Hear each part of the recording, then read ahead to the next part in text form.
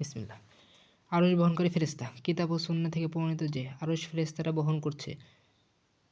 এর প্রমাণ হচ্ছে সূরা গাফির ৪০ নম্বর সূরা ৭ নম্বর আয়াত, সূরা আল হাক্কা ৬৯ নম্বর সূরা ৭ নম্বর আয়াত, সহিহ বুখারী ৩৫৫১। সবাই একমত আরশ ফেরেশতারা বহন করছে। কিয়ামতের দিন তা ৮ ফেরেশতা বহন করবে। তবে ৮ বলতে ৮ জন না ৮ দল না ৮ কাতা ফেরেশতা তা নিয়ে মত পার্থক্য রয়েছে।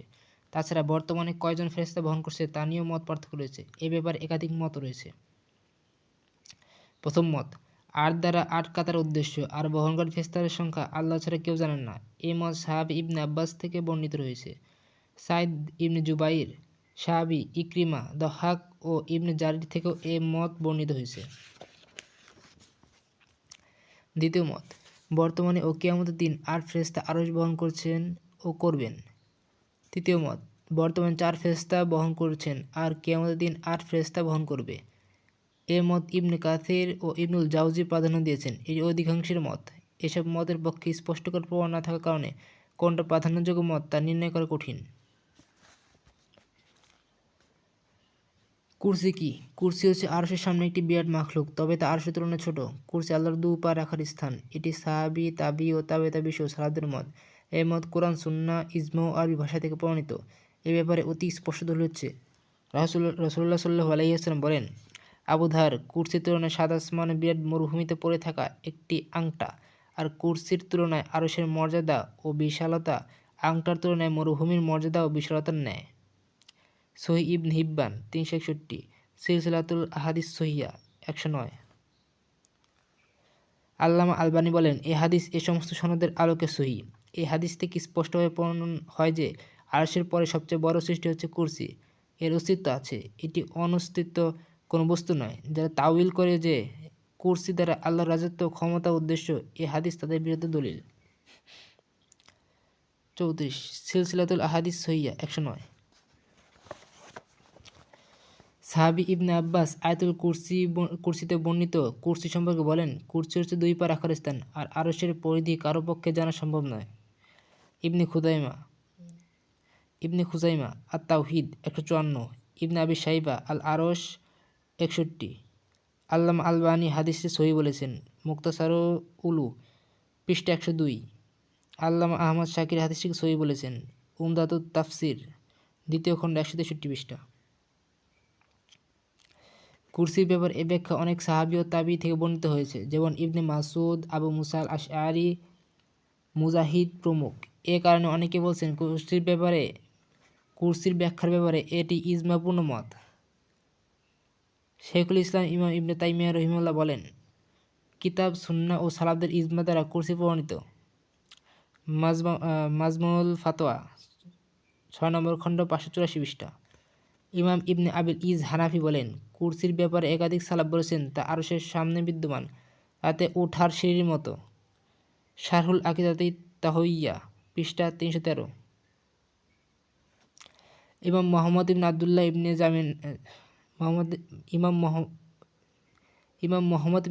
ইবনে জামানাইন বলেন, আহলুস সুন্নাহর মত হলো কুরসি আরশের সামনে, তা ২ পা রাখার স্থান। উসুলুস সুন্নাহ পৃষ্ঠা ৯৬। আরবি ভাষাবিদগণ এ অর্থ ছাড়া কুরসির আর কোনো অর্থ আছে বলে জানান না। ইমাম জুজাজ বলেন, আরবি ভাষায় আমরা কুরসির অর্থ জানি এমন জিনিস যার ওপর টেক লাগানো হয় বা বসা হয়। এখান থেকে প্রমাণ হয় যে কুরসি অনেক বিশাল, আসমান ও জমিন সমূহ তার তুলনায় ছোট।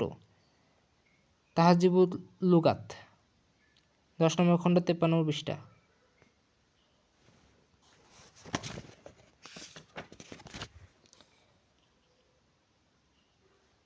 ভূমিকা। বিসমিল্লাহির রহমানির রহিম। সমস্ত প্রশংসা আল্লাহর জন্য, যিনি আসমানের ঊর্ধ্বে তার আরশের উপর উঠেছেন। তিনি দৃঢ় বিশ্বাসের মাধ্যমে তার মুত্তাকী বন্ধুদের অন্তরকে দেদীপ্যমান করেছেন ও মাখলুকের সৌভাগ্য ও দুর্ভাগ্য নির্ধারণ করে দেওয়ার মাধ্যমে তাদের পরীক্ষা করেছেন। আমি সাক্ষ্য দিচ্ছি, একমাত্র আল্লাহ ছাড়া সত্যিকারের কোনো ইলাহ নেই, তার কোনো শরীক নেই। ঈমানদারের পুনরুত্থান ও সাক্ষাতের ব্যাপারে সাক্ষ্যের ন্যায় সাক্ষ্য দিচ্ছি। আরও সাক্ষ্য দিচ্ছি, নিশ্চয়ই মুহাম্মদ সাল্লাল্লাহু আলাইহি ওয়াসাল্লাম তার বান্দা ও রসুল, যিনি সাক্ষীদাতা, উম্মতের সাক্ষী এবং প্রণাদী, হেদায়েত ও বিবাদ পরিত্যাগ সহকারে প্রেরিত। আল্লাহ তার ওপর সালাত ও সালাম পাঠ করুন, সম্মানিত করুন, মর্যাদাবান করুন এবং এমন সালাত পাঠ করুন যা কিয়ামত দিবস পর্যন্ত স্থায়ী হবে। অনুরূপ তার পরিবার পরিজন ও সকল সাহাবীদের ওপরও। প্রথম পরিচ্ছেদ।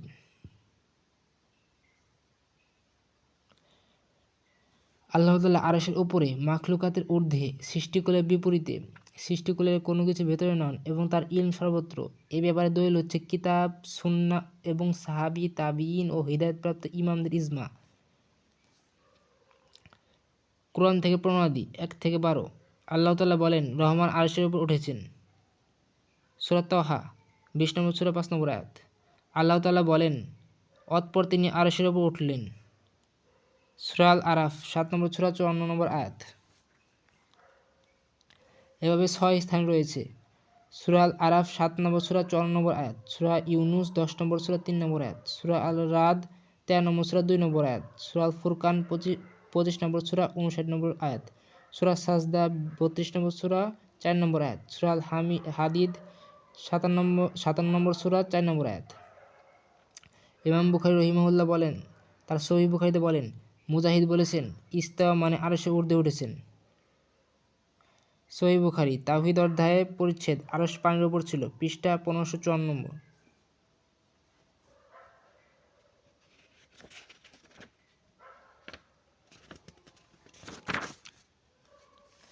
ইসহাক ইবনে রাহুয়া বলেন, আমি বিশর ইবনে উমরকে বলতে শুনেছি যে তিনি বলেন, আমি একাধিক মুফাসসিরকে বলতে শুনেছি, রহমান আরশের উপর উঠেছেন, অর্থাৎ ঊর্ধ্বে উঠেছেন।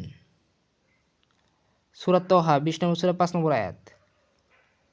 লালাকাই শারহ উসুল ইতিকাদি আহলে সুন্নাহ ওয়াল জামা 2 নম্বর খণ্ড 397 নং পৃষ্ঠা 662 নং। দাহাবি আরবাইন ফি সিফাতিল রাব্বিল আলামিন পৃষ্ঠা 36 নম্বর 3 নং আথার। মুহাম্মদ বিন জারির তাবারি বলেন, অতঃপর রহমান আরশে উঠেছেন। সূরা আল ফুরকান 25 নম্বর সূরা 59 নম্বর আয়াত, অর্থাৎ উপরে উঠেছেন, ঊর্ধ্বে উঠেছেন। আবু উবাইদা বলেন, ঊর্ধ্বরণ করেছেন। এ বক্তব্য বাগাউই তার তাফসিরে উল্লেখ করেছেন। তাফসিরে বাগাউই 2 নম্বর খণ্ড 185 নম্বর পৃষ্ঠা, দারুল মাআরিফা থেকে প্রকাশিত। ফাররা বলেন, অতঃপর উপরে উঠলেন, অর্থাৎ ঊর্ধ্বরণ করলেন। একথা সাহাবী ইবনে আব্বাস রাদিয়াল্লাহু আনহু বলেছেন, যেমন তুমি বলো, লোকটি বসা ছিল, অতঃপর উঠে দাঁড়ালো। এ কথা তার থেকে বাইহাকী স্বীয় গ্রন্থ আস-সিফাতে বর্ণনা করেছেন।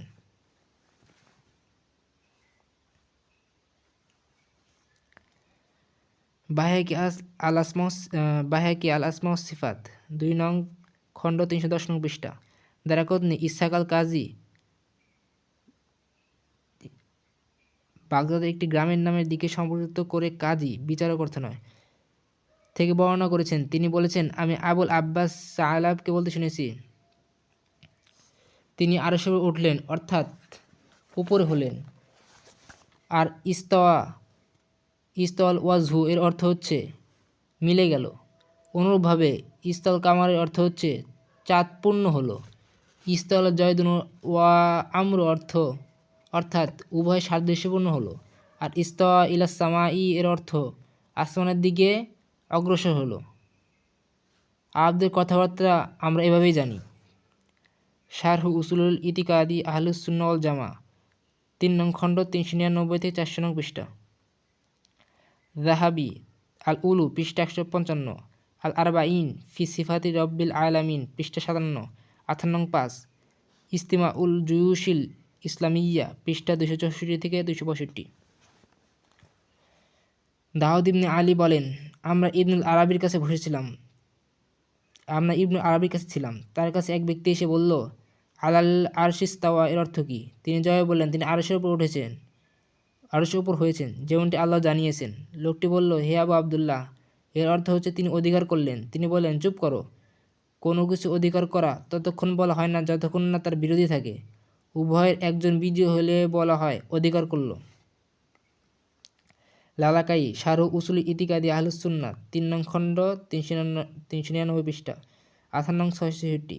বাইহাকী আল আসমা ওয়াস সিফাত 2 নং খণ্ড 314 নং পৃষ্ঠা, 879 নং আসার। বাগদাদি তারিখ বাগদাদ 5 নং খণ্ড 283 থেকে 284 নং পৃষ্ঠা। ইবনে কুদামা আল মাকদিসি ইদবাতু সিফাতিল উলু পৃষ্ঠা 119-120, আসার নং 105।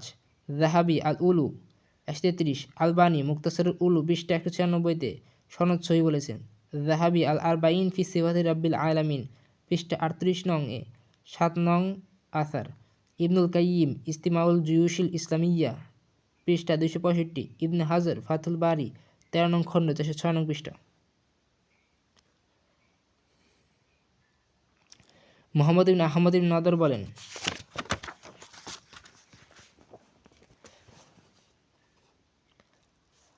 ভাষাবিদ ইবনুল আরাবিকে আমি বলতে শুনেছি, আমার কাছে ইবনে আবি দুয়াদ জানতে চাইলেন আমি যেন তার জন্য আরবি ভাষায়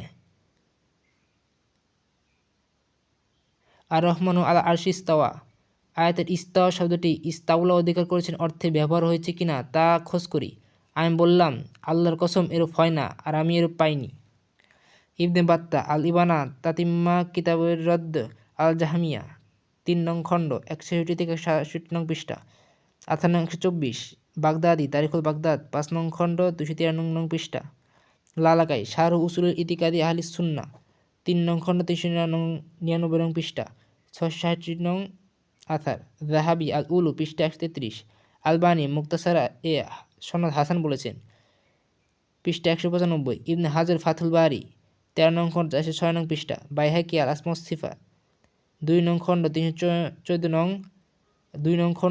নং পৃষ্ঠা, 879 নং আথার, সনদ সহি।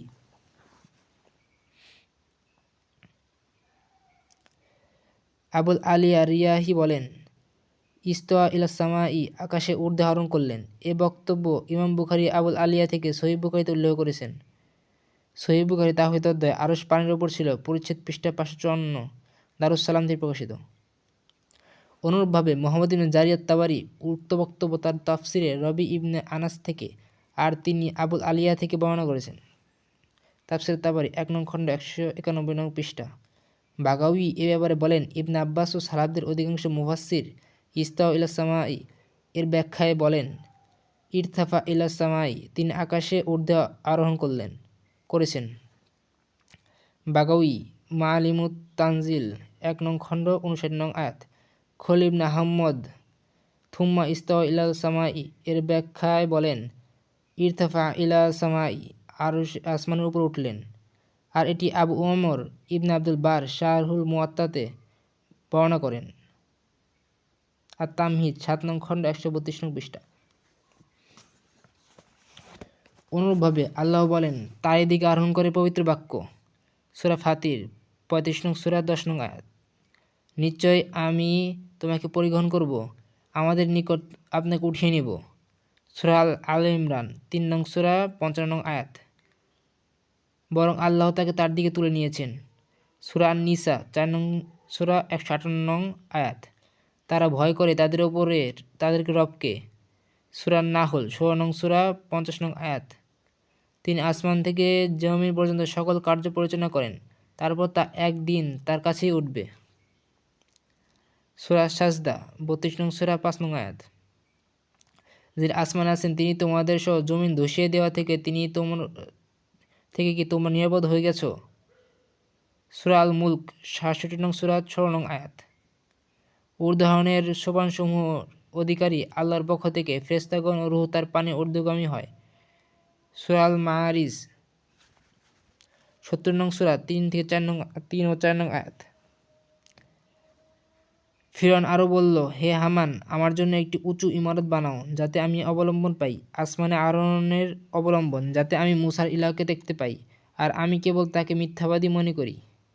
সূরা গাফির 40 নং সূরা 36-37 নং আয়াত।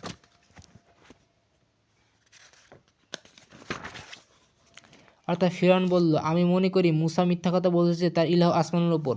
মূসা যদি ফিরআউনকে আসমানের উপর ইলাহের দাওয়াত না দিতেন তবে কেন ফিরআউন একথা বলল? তার একথা বলার কোনো প্রশ্নই আসে না। যদি মূসা তাকে বলতেন, আমি যে ইলাহের দাওয়াত আপনাকে দিচ্ছি তিনি আসমানের উপর নন, তাহলে ফিরআউনের এমন বলা অনর্থক ছিল, আর তার অট্টালিকা বানানোও ছিল পাগলামি।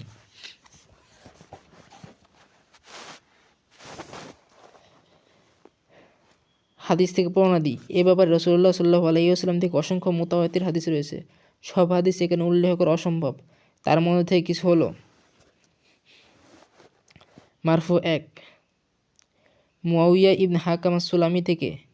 সুলামি বলেন, উহুদ জাওয়ানিয়ার মাঝামাঝিতে আমরা ছাগল পালছিল। সেসব ছাগল আমার এক দাসী চড়াতো। একদিন আমি সেখানে উপস্থিত হয়ে দেখি বাঘ এসে একটি ছাগল নিয়ে গেল। আমি তাকে একটি চর বসিয়ে দিলাম। তারপর আমি রাসূলুল্লাহ সাল্লাল্লাহু আলাইহি ওয়াসাল্লামের নিকট গিয়ে ঘটনাটি বললাম। তিনি আমার এই কাজকে অত্যন্ত অপছন্দ করলেন। আমি বললাম, ইয়া রাসূলুল্লাহ, আমি কি তাকে আজাদ করে দিব?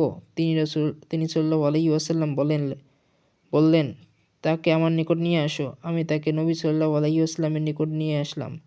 তিনি তাকে জিজ্ঞাসা করলেন, আল্লাহ কোথায়? সে বলল, আকাশে বা উপরে। তিনি সাল্লাল্লাহু আলাইহি ওয়াসাল্লাম বললেন, আমি কে? সে বলল, আপনি আল্লাহর রাসূল। তখন তিনি বললেন, ওকে আজাদ করে দাও, ও তো মুমিনা। এই হাদিস সহিহ। তা বর্ণনা করেছে ইমাম মুসলিম। সহিহ মুসলিম 537 নং, আবু দাউদ 930, নাসাই 3 নং খণ্ড 1418, ইমাম মালিক 1464। মারফু 2, মুহাম্মদ ইবনে শারিদ রাদিয়াল্লাহু আনহু হতে বর্ণিত, তার মা তাকে তার মায়ের পক্ষ থেকে একটি মুমিনা দাসী আজাদ করার জন্য ওসিয়ত করে যান। তিনি নবী সাল্লাল্লাহু আলাইহি ওয়াসাল্লামের নিকট হাজির হয়ে বললেন, ইয়া রাসূলুল্লাহ, আমার মাতা তার পক্ষে একটি মুমিনা দাসী আজাদ করার জন্য ওসিয়ত করে গেছেন। এখন আমার কাছে হাবশের নুবিয়া এলাকায় একটি দাসী আছে। তা কি আমার পক্ষ থেকে যথেষ্ট হবে? তিনি রাসূলুল্লাহ সাল্লাল্লাহু আলাইহি ওয়াসাল্লাম বলেন, তাকে আমার কাছে নিয়ে এসো।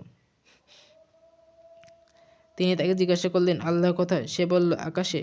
তিনি সাল্লাল্লাহু আলাইহি ওয়াসাল্লাম বললেন, আমি কে? সে বলল, আপনি আল্লাহর রাসূল। তিনি বললেন, ওকে আজাদ করে দাও, ও তো মুমিনা। এই দাসী মুয়াউইয়া ইবনে হাকামের দাসী নয়, অন্য আরেক দাসী। আবু দাউদ 3260, নাসাই 6ষ্ঠ খণ্ড 252 নং পৃষ্ঠা, ইবনে খুজাইমা কিতাবুত তাওহীদ 181 নং আথার সহিহ। মারফু 3, আবু রাজিন আল উকাইলি রাদিয়াল্লাহু আনহু হতে বর্ণিত, তিনি বলেন, আমি বললাম, হে আল্লাহর রাসূল, আসমান ও জমিনের সৃষ্টির আগে আমাদের প্রতিপালক কোথায় ছিলেন? তিনি সাল্লাল্লাহু আলাইহি ওয়াসাল্লাম বললেন, তিনি আমা এর মধ্যে ছিলেন। আমা অর্থ হালকা মেঘমালা। এর নিচেও বাতাস ছিল এবং উপরেও বাতাস ছিল। তারপর তিনি পানির ওপর তার আরশ তৈরি করেন। তারপর তিনি তার আরশের উপর উঠেছেন। অন্য বর্ণনায় আছে, অতঃপর আরশের উপর ছিলেন, তারপর আরশে ঊর্ধ্বে হন। এই হাদিসটি দঈফ, যদিও ইমাম তিরমিজি হাসান বলেছেন। ইমাম তিরমিজি ও অন্যান্য গণ বর্ণনা করেছেন। মুসনাদ আহমদ, ইবনে মাজাহ ও আলবানী হাদিসটিকে দঈফ ও দুর্বল বলেছেন। মারফু 4, আবু হুরায়রা রাদিয়াল্লাহু আনহু থেকে বর্ণিত, এক ব্যক্তি এক অনুরূপ কালো দাসীকে নিয়ে নবী সাল্লাল্লাহু আলাইহি ওয়াসাল্লামের কাছে আসলেন। তিনি বললেন, হে আল্লাহর রাসূল, আমার ওপর ওয়াজিব হচ্ছে এক মুমিনা দাসী আজাদ করা। রাসূলুল্লাহ সাল্লাল্লাহু আলাইহি ওয়াসাল্লাম দাসীকে বললেন, আল্লাহ কোথায়? সে তর্জনী আঙ্গুল দ্বারা আসমানের দিকে ইশারা করলেন। আবার তাকে বললেন, আমি কে? সে তার আঙ্গুল দ্বারা রাসূলুল্লাহ সাল্লাল্লাহু আলাইহি ওয়াসাল্লামের দিকে ও আল্লাহর দিকে ইঙ্গিত করল, অর্থাৎ আপনি আল্লাহর রাসূল। তিনি বললেন, একে আজাদ করে দাও। এই হাদিস হাসান। এই হাদিস বর্ণনা করেন কাজী আবু আহমদ আসাল স্বীয় কিতাবুল মারিফাতে মুহাম্মদ ইবনে আমর থেকে, তিনি আবু সালামা থেকে, তিনি আবু হুরায়রা রাদিয়াল্লাহু আনহু থেকে। এছাড়া আহমদ ও বারতি তাদের মুসনাদে মাসউদি থেকে বর্ণনা করেছেন। মুসনাদ আহমদ 2য় খণ্ড 291 পৃষ্ঠা, আবু দাউদ 3 নং খণ্ড 528 নং পৃষ্ঠা। আলবানী ও শুআব আল আরনাউত দুর্বল বলেছেন, আর আহমদ শাকির সহিহ বলেছেন।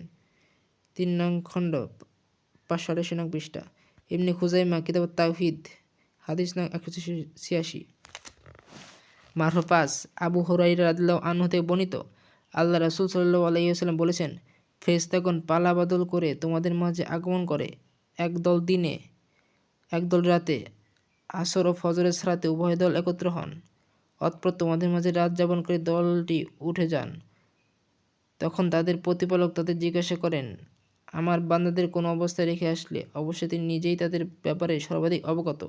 উত্তরে তারা বলেন, আমরা তাদের সালাত রেখে এসেছি, আর আমরা যখন তাদের নিকট গিয়েছিলাম তখন তারা সালাত আদায়রত অবস্থায় ছিলেন। সহিহ বুখারী ও সহিহ মুসলিম। মারফু 6, আব্দুল্লাহ ইবনে আমর থেকে বর্ণিত, নিশ্চয়ই রাসূলুল্লাহ সাল্লাল্লাহু আলাইহি ওয়াসাল্লাম বলেছেন, তোমরা জমিনবাসীর প্রতি দয়া করো, তাহলে তোমাদের উপর দয়া করবেন যিনি আসমানে রয়েছেন। এই হাদিস তিরমিজি বর্ণনা করেছেন এবং সহিহ বলেছেন। মুসনাদ আল হুমায়দি, মুসনাদ আহমদ, আবু দাউদ ও তিরমিজি, আলবানী সহিহ বলেছেন।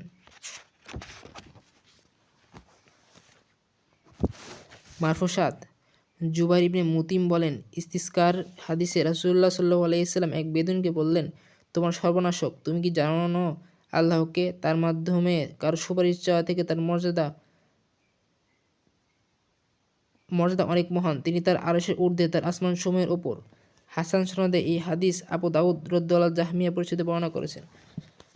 মুহাম্মদ ইবনে ইসহাক ইবনে ইয়াসারের সূত্রে তিনি এই হাদিস বর্ণনা করেন। এছাড়া অন্যান্যগণ বর্ণনা করেছেন। তাবরানী মুজামুল কবির 1547, ইবনে আবি আসিম আস-সুন্নাহ প্রথম খণ্ড 252 নং পৃষ্ঠা।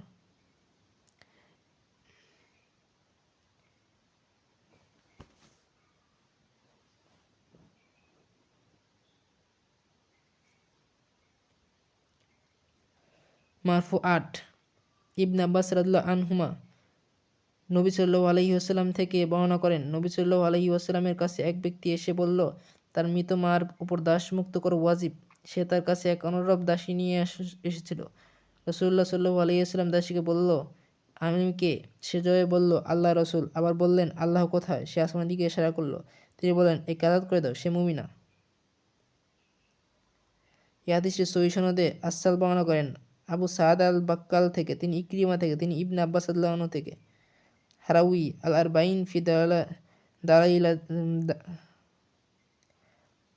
আরবাইন ফি দালাইলিত তাওহীদ পৃষ্ঠা 53 এ বর্ণনা করেছেন এবং বলেছেন, এ হাদিস মুআউইয়া ইবনে হাকামের হাদিসের চেয়ে বেশি সহিহ।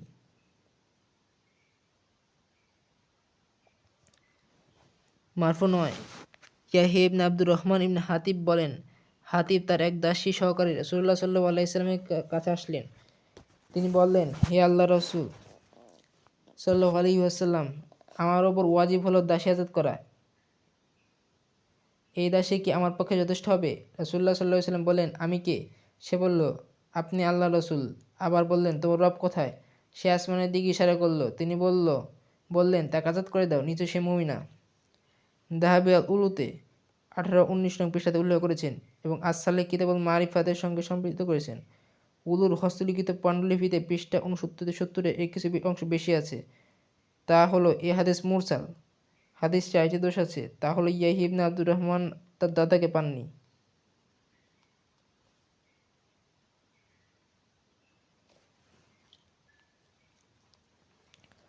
ইয়াহইয়া ইবনে আব্দুর রহমান থেকে শুধুমাত্র উসামা ইবনে যায়েদ বর্ণনা করেছেন। এই হাদিস আবু আহমদ হাফিজ তাতে সহিহ সনদে বর্ণনা করেছেন। সামহাজ আল জিন্নি বলেন, আমি বললাম, হে আল্লাহর রাসূল, আসমানসমূহ জমিন সৃষ্টি করার পূর্বে আমাদের রব কোথায় ছিলেন? তিনি বললেন, নূরের মাছের ওপর।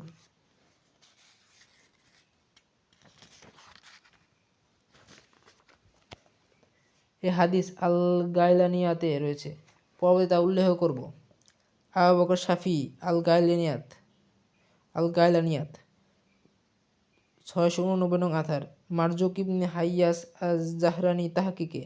ইবনুল কাইয়িম ইস্তিমাউল জুয়ুশ পৃষ্ঠা 327-328। ইবনে হাজর আল ইসাবা 2 নং খণ্ড 77 নং পৃষ্ঠা। এই 60টি হাদিস প্রমাণ করে যে প্রশ্ন করা যাবে আল্লাহ কোথায় এবং আল্লাহ তাআলা আসমানের ওপর, এ উত্তর দেওয়া যাবে। জাবির রাদিয়াল্লাহু আনহু থেকে বর্ণিত, নিশ্চয়ই রাসূলুল্লাহ সাল্লাল্লাহু আলাইহি ওয়াসাল্লাম আরাফার দিন তার খুতবায় বলেছিলেন, শুনো আমি কি পৌঁছেছি? তারা বললেন, হ্যাঁ। তিনি তার আঙ্গুল আকাশের দিকে উঁচু করছিলেন এবং তাদের দিকে ঘোরাচ্ছিলেন আর বলছিলেন, হে আল্লাহ, তুমি সাক্ষী থাকো। এই হাদিস মুসলিম বর্ণনা করেছেন। সহিহ মুসলিম হাদিস নং 1218। আব্বাস ইবনে আব্দুল মুত্তালিব রাদিয়াল্লাহু আনহু থেকে বর্ণিত, তিনি বলেন, আমরা বাথা নামক স্থানে ছিলাম। এ সময় এক টুকরা মেঘ বেশি কালে রাসূলুল্লাহ সাল্লাল্লাহু আলাইহি ওয়াসাল্লাম জিজ্ঞাসা করেন, আসমান ও জমিনের মাঝে দূরত্ব কতটুক তোমরা কি তা জানো? তারা বলল, আমরা জানি না। তখন তিনি বললেন, এর দূরত্ব হল 71, 72 বা 73 বছরের রাস্তার সমান। এভাবে তিনি 7 আসমানের দূরত্বের বর্ণনা দেন। এরপর তিনি বলেন, 7 আসমানের উপর একটি সমুদ্র আছে, যার উপর ও নিচের দূরত্ব হলো এক আসমান থেকে অপর আসমানের সমান। এর উপর 8টি বকরি আছে। মোহাম্মদ ফুয়াদ আব্দুল বাকি বলেন, বকরির স্রোতে এগুলো মালাইকা। সোয়ান ইবনে মাজা এর হাদিস নং 139 টিকা। যাদের পায়ের খুর ও কাঁধের দূরত্ব হলো এক আসমান থেকে অপর আসমানের সমান। এদের পিঠের ওপর আল্লাহ তাআলা আরশ অবস্থিত। তারপর মহান আল্লাহ এর ওপর রয়েছেন, অথচ তিনি জানেন তোমরা কি করছো। এই হাদিসটি আবু দাউদ হাসান সনদে বর্ণনা করেছেন, বরং হাসানের চেয়ে উত্তম সনদে।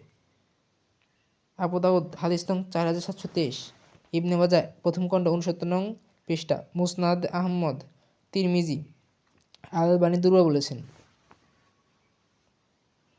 মারফু 13, তিরমিজি আবু হুরায়রা রাদিয়াল্লাহু থেকে পূর্বে হাদিসের মতো হাদিস বর্ণনা করেছেন। তাতে রয়েছে এক আসমান থেকে আরেক আসমানের মাঝে দূরত্ব হলো 500 বছর। তিরমিজি, মুসনাদ আহমদ, আল-আলবানী রহিমাহুল্লাহ হাদিসটিকে দুর্বল বলেছেন। মারফু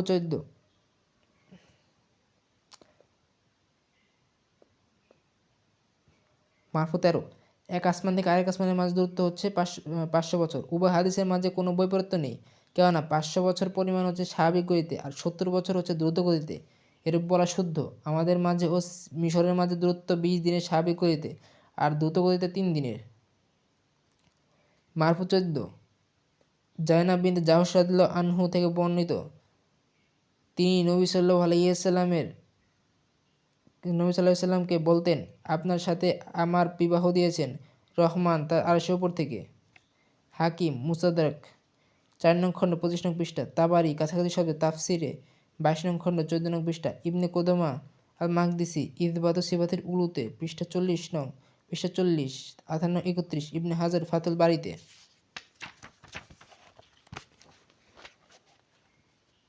বুখারীতে বর্ণিত হয়েছে, তিনি বলতেন, নিশ্চয় আল্লাহ আমার বিবাহও দিয়েছেন 7 আসমানের উপর থেকে। সহিহ বুখারী হাদিস নং 7421।